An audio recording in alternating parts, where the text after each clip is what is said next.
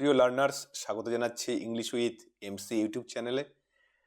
তো আশা করছি সকলে খুব ভালো রয়েছে।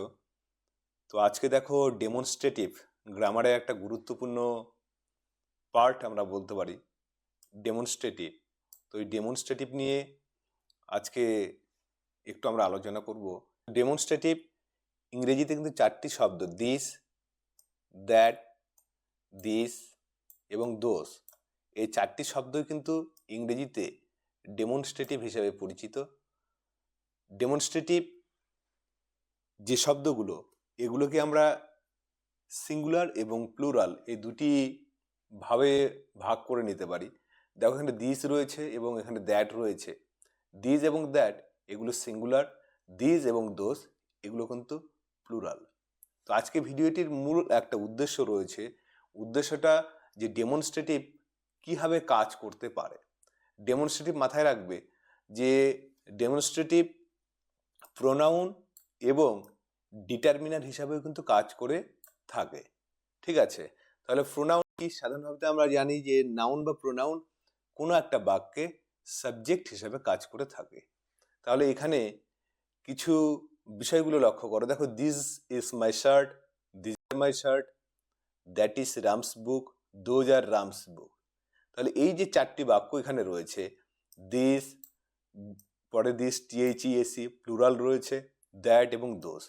ঠিক আছে, তাহলে এগুলো এখানে কিন্তু সাবজেক্ট হিসাবে কাজ করেছে।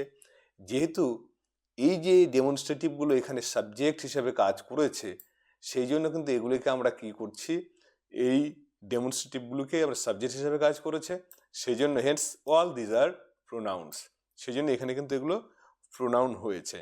ঠিক আছে, আবার দেখো এই ডেমনস্ট্রেটিভ অর্থাৎ দিস, দ্যাট এবং দোজ এগুলোই আবার কখন ডিটারমিনার হিসাবে কাজ করে থাকে। ডিটারমিনার, যেমন আমি যদি বলি আই লাইক দিস ম্যান, ঠিক আছে, আমি এই মানুষটিকে পছন্দ করি, এখানে কিন্তু দিসটি কিন্তু অ্যাডজেক্টিভের কাজ করেছে। কেন অ্যাডজেক্টিভের কাজ করেছে? কোন মানুষটি? This man. একই রকমভাবে I don't like that man, আমি সেই মানুষটিকে ওই মানুষটিকে পছন্দ করি না। আই লাইক দিস ফ্রুটস, আমি এই ফলগুলি পছন্দ করি। তাহলে এই ফলগুলি, ওই মানুষটি, এই মানুষটি, আবার দোজ ফ্রুট, এগুলো সবগুলোই কিন্তু এখানে অ্যাডজেক্টিভের কাজ করেছে। এবং যেহেতু এগুলো এখানে অ্যাডজেক্টিভ হয়েছে, সেই জন্য আমরা এগুলোকে কি বলছি, এখানে ডেমনস্ট্রেটিভগুলো কিসের কাজ করেছে? ডিটারমিনার হিসাবে কাজ করেছে। এখানে কিন্তু কখনোই এগুলো প্রোনাউন হিসাবে কাজ করেনি।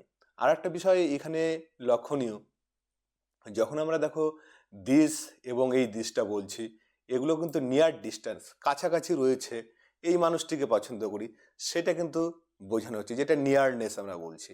আবার একই রকমভাবে যখন দ্যাট এবং দোস এই দুটো শব্দকে বলছি, এই দুটোর ডিটারমিনার্স এখানে কি হচ্ছে, দূরবর্তী কোনো কিছু রয়েছে, অ্যাকচুয়ালি ডিস্ট্যান্স, সেই দূরত্ব কিন্তু বোঝাচ্ছে।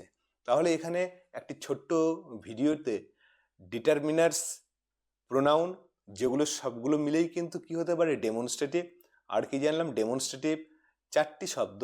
তো চারটি শব্দ কি হতে পারে? সময়ে কি কাজ করতে পারে? প্রোনাউন হিসাবে কাজ করতে পারে যখন তারা সাবজেক্ট বাক্যের। একই রকমভাবে সেগুলো যখন আবার বাক্যে অ্যাডজেক্টিভের কাজ করে, তখন সেগুলো কিন্তু হয়ে যায় অ্যাডজেক্টিভ। ঠিক আছে, এবং সেই ক্ষেত্রে তারা হয়ে যায় ডিটারমিনার। তো আজকে ছিল এই ছোট্ট একটি ভিডিও। আশা করা যায় তোমাদের ভিডিওটি ভালো লেগেছে। ভালো লাগলে অবশ্যই লাইক, কমেন্ট ও শেয়ার করবে।